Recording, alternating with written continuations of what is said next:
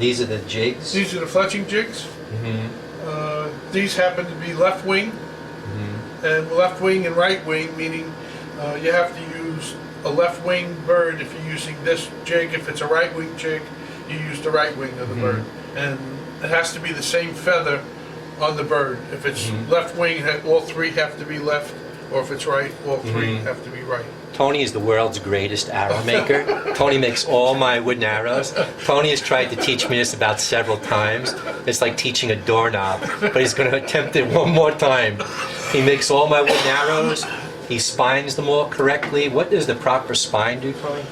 The spine relates to how heavy in poundage your bow is, and your draw length, and it also takes into factor if you're shooting a long bow or a recurve. You should take all that into factor. Generally, on a long bow, if it's 50 pounds, you're going to shoot a 50-pound spine arrow. On a recurve, you get a lot more flexibility because it's center shot, and you can shoot a wider range of spine arrows. Can we spine one? Sure. Do you remember what the dot was, Kevin? Yeah. Okay. The dot orients. Come over and take a look. That little dot, that's the indicator for the cock feather. How stiff the arrow is.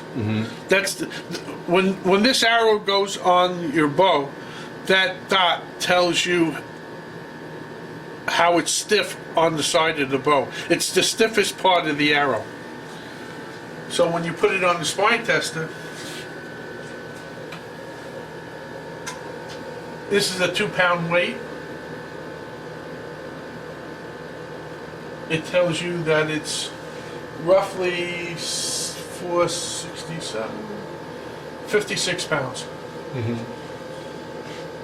So that's to match the poundage of the bow that I'm shooting. Yes. Yeah. And also, now in your case, you're shooting a 30-inch arrow. You really have to take that into account. And if it's a recurve, you take that into account, and also if it's a long bow. These are some arrows Tony just did for me. I'm leaving a dozen arrows here at the kids' house in Long Island, so when I come back here to bow hunt, I don't have to bring arrows with me. Zwicky broadheads, and I have some judo points and some field tips. And show them on the shelf how that... Oh. Yeah.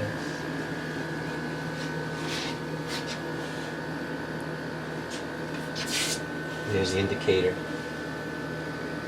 That's telling you that it's being consistent that you always get the stiffest part of the arrow against the plate of the bow, whether it's a recurve or a long bow. And here's some of Tony's arrows that he's working on now. Watch your back. The dipping tube, right, Tony? Yes. What was in there now? Polyurethane. Polyurethane. Hang them up on clothespins to dry. And for all you firefighters out there, see what we know how to use stuff for, right? This is the grating from the elevator, right? Yes. Well, show them this. I'm always looking for salvage out of fire. This is the grate from the top of the elevator, right? The by the lighting. The lighting. Busted up. Yep. So it's perfect to hold the arrows straight, you know? I like that. Elevator class? Next time somebody's giving an elevator class, I need this for the arrows, okay? In addition to the spine of the arrow, it should be physically weighted to your bow. Right. Grain weight. Right. Now look at the world's cleanest shop. Look at this. Let's pan around the shop. Look at this. My screwdrivers looked like this once in the Sears catalog for craftsmen. I never looked like that again. Yeah. Tony's got all his stuff here. Knock points and all kinds of judos and broadheads. It's the people are wondering. That's a judo, so we use these for stump shooting.